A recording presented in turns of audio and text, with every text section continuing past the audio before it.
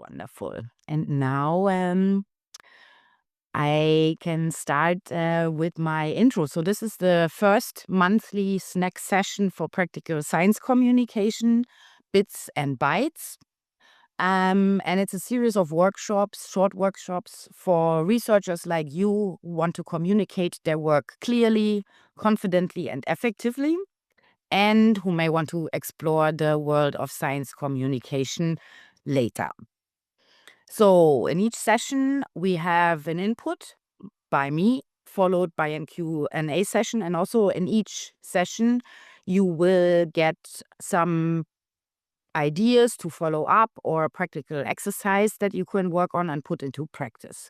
The slides will also be provided to you after the session.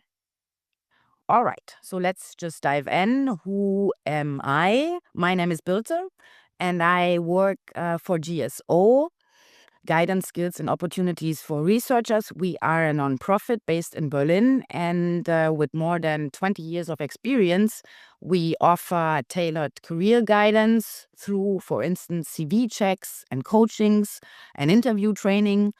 Also targeted skill development through workshops like this one, and innovative programs, that is the opportunities, the O, for PhD level researchers to shape and advance your careers in academia and beyond. This is how you can find us on our website or by following us on LinkedIn. Now, how can visibility and communication benefit you as a researcher?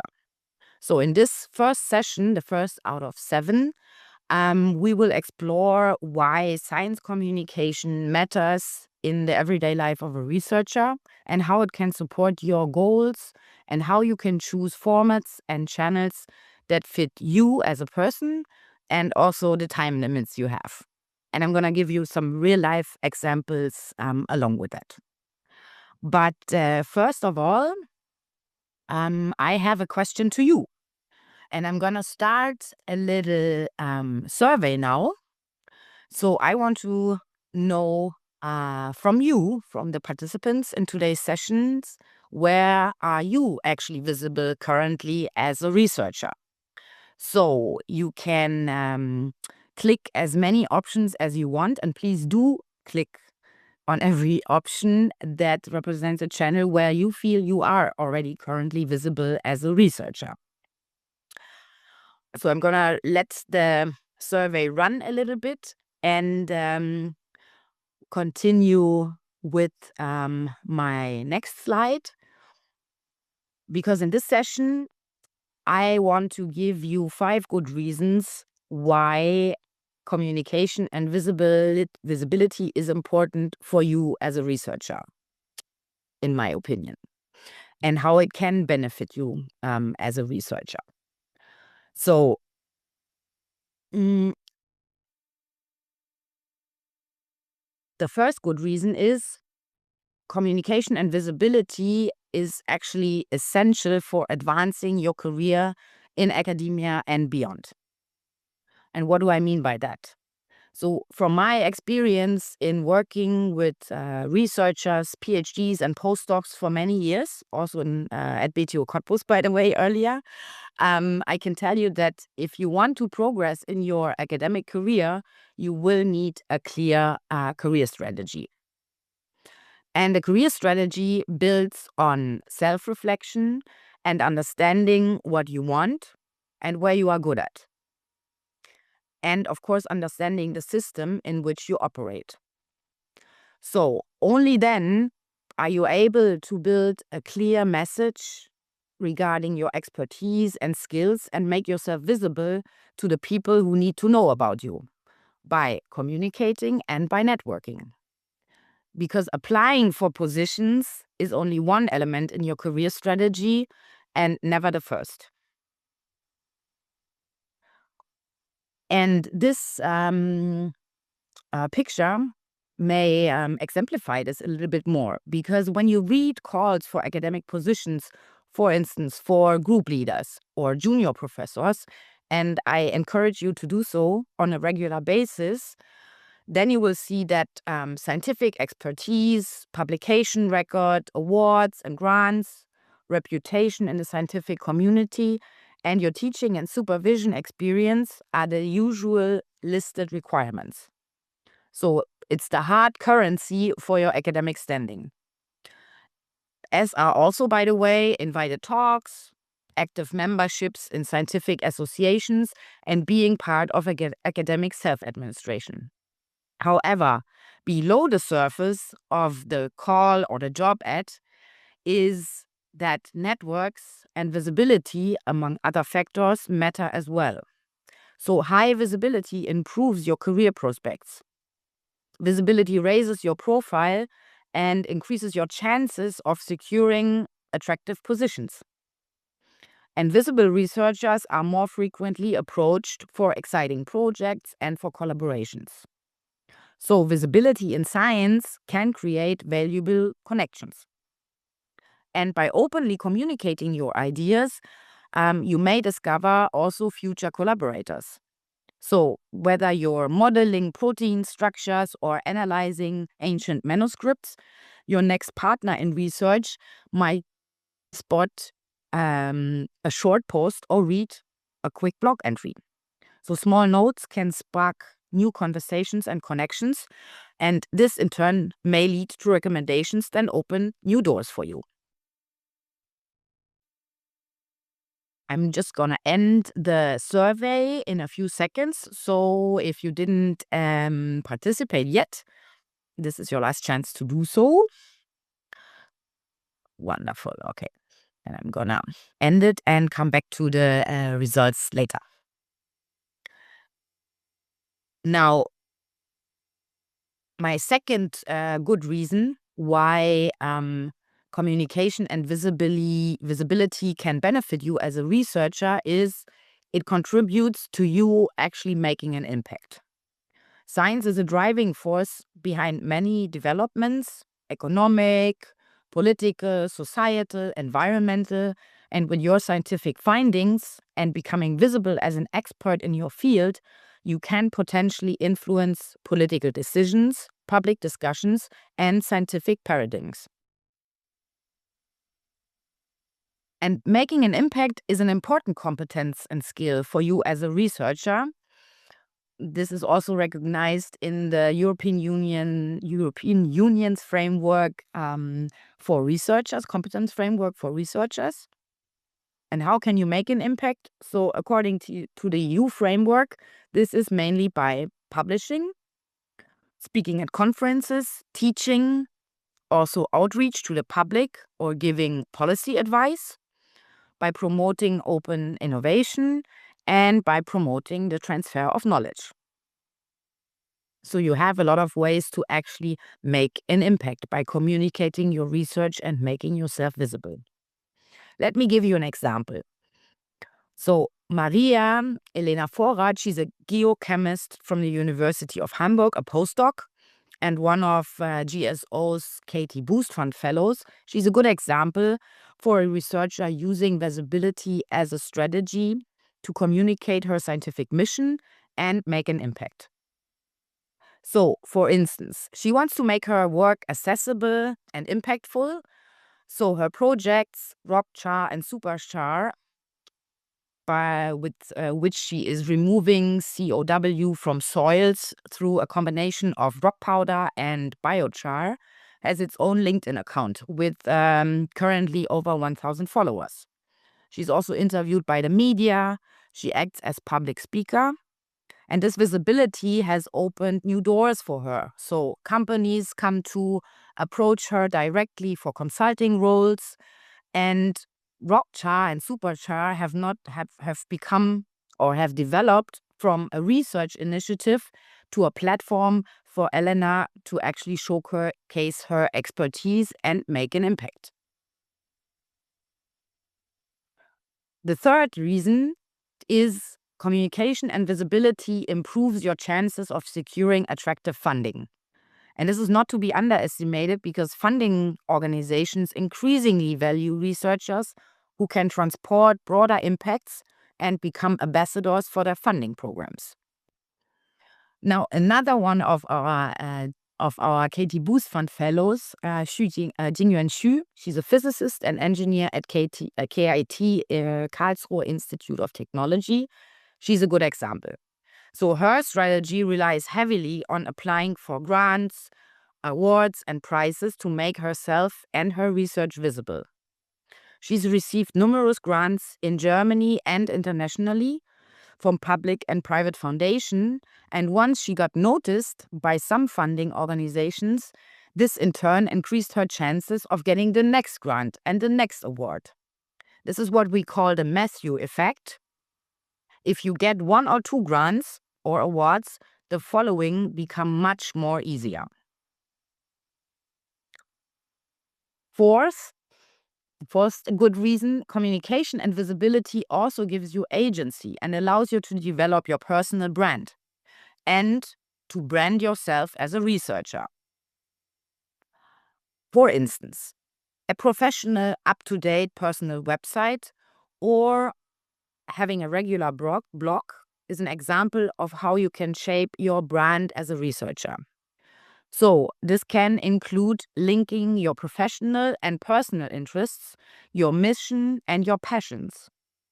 As an example, Marcel, astrophysicist from Potsdam, who's researching dwarf galaxies, for instance, also links to his travel and photography passions on his website.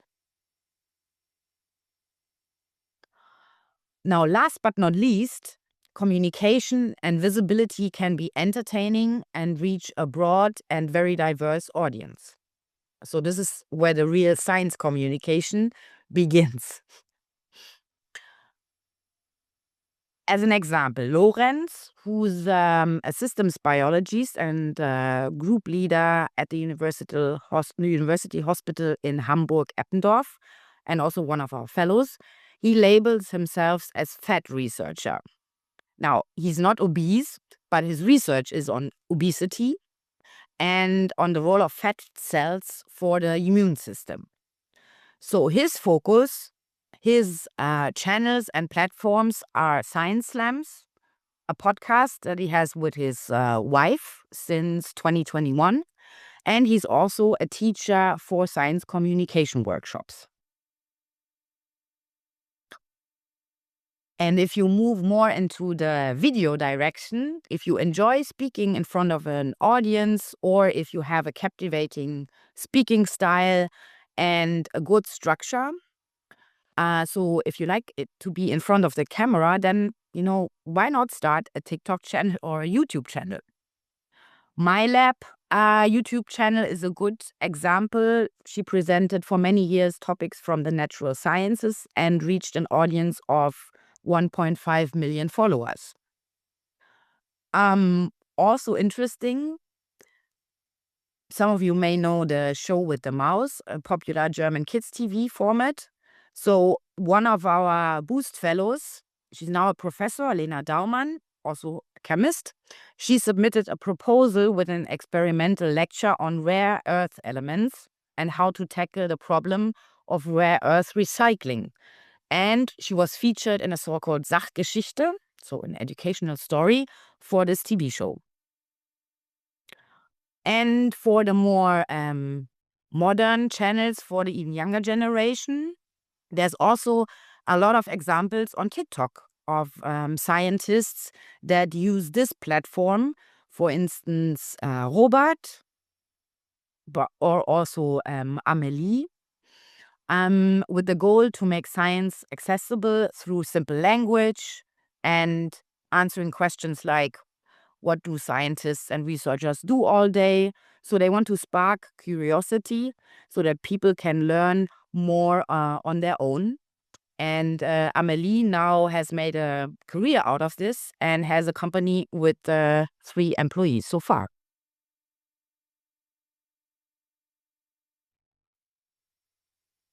So, what can you learn from these examples?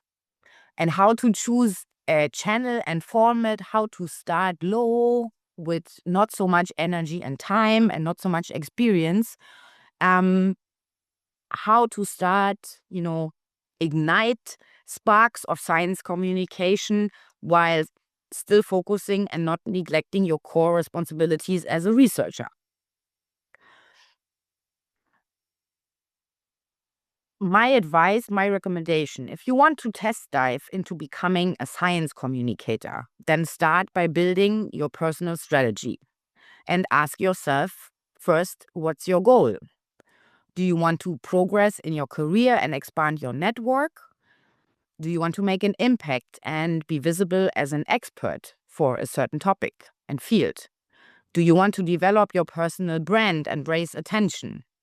Or do you want to become ultimately a science communicator or science influencer? So answer the following question for yourself. What can visibly communicating my research help me with? The second thing it's important to know and to reflect on is know your audience to achieve your goal.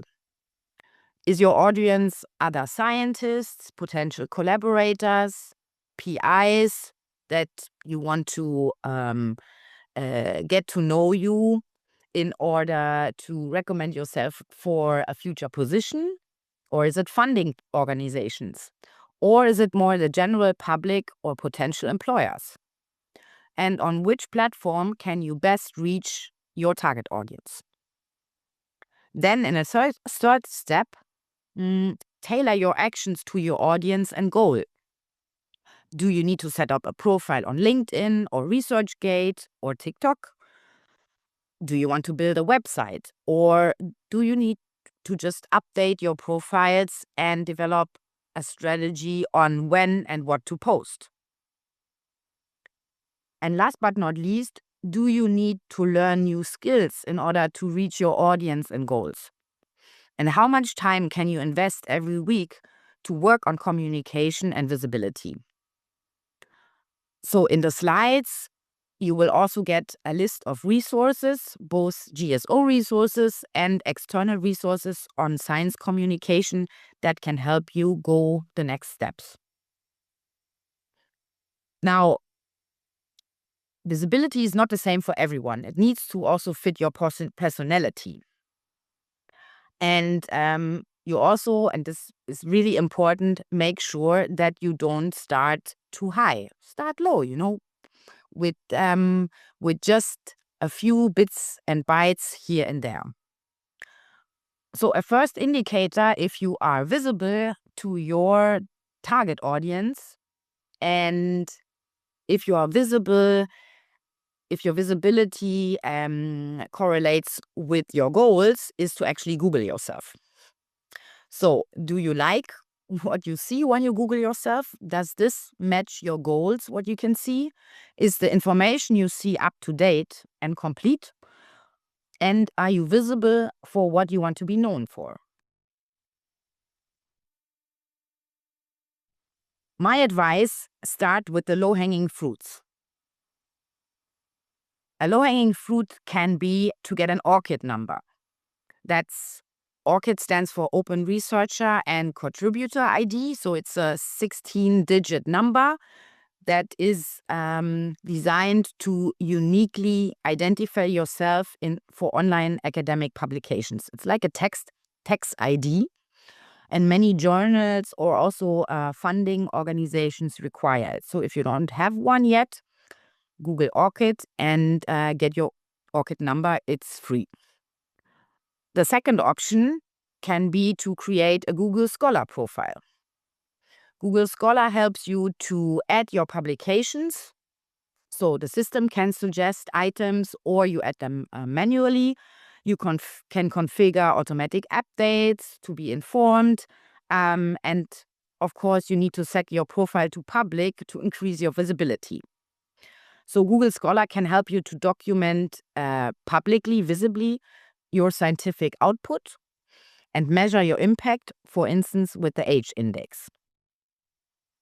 The third low-hanging fruit, I would say, is to get a ResearchGate profile and use this as your scientific social media platform to share, collaborate, discuss, and also measure your impacts with reads and citations.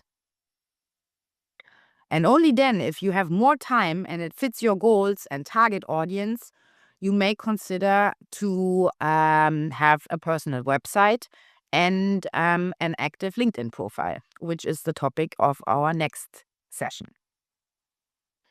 And in addition, what you can also do, of course, always attend and ask questions at the right conferences. Not every conference, the right conferences. If you have the opportunity to host or give workshops and talks or co-organize workshops and talks, take that opportunity.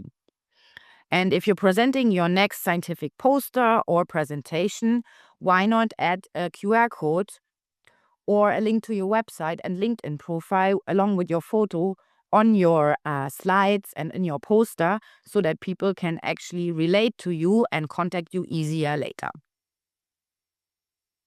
Now, this is what I would recommend. And now I'm having a look at the results from the survey. So what you answered, where you are currently visible at. And on the first, let's see, maybe I can.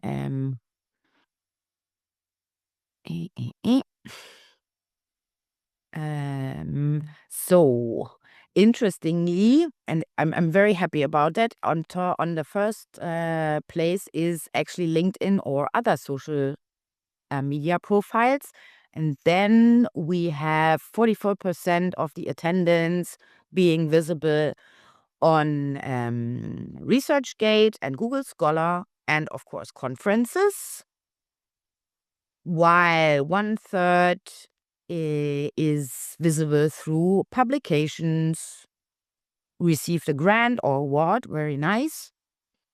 1/4 of you is an active member of a scientific association or a committee. And, did I forget? And media coverage. Nevertheless, 3 people present with us have had media coverage. And also 3 of you have an own website or blog. Very nice. Very happy about it. So thank you for taking part in this poll. I'm gonna stop this now. Okay. And come to the end already, because we also want to have time for your questions, of course. So I'm ending with 3 pieces of advice for you. So visibility is a process. That's important to know. It doesn't need to be perfect from the beginning. It's never an end result. So start small, talk about your research and achievements, but you can also be authentic by addressing, for instance, your challenges and what you have learned. Secondly, define your initial strategy and set priorities. Focus on one platform, especially if you want to go for social media. And test also some digital tools that might help you save some time in preparing your posts, for instance, or in proofreading, or making you helpful suggestions. And last but not least, if you feel sometimes like a blank page, what should I do? What do I want to become visible of? I don't know how to present myself. Just collect examples of successful science communication, understand what impresses you and why, and learn from these examples to find your unique personal style. Because as Louis Pasteur is credited with saying, chance favors only the prepared mind, science communication and communicating your research is a good way to set yourself up for lucky coincidences in many ways.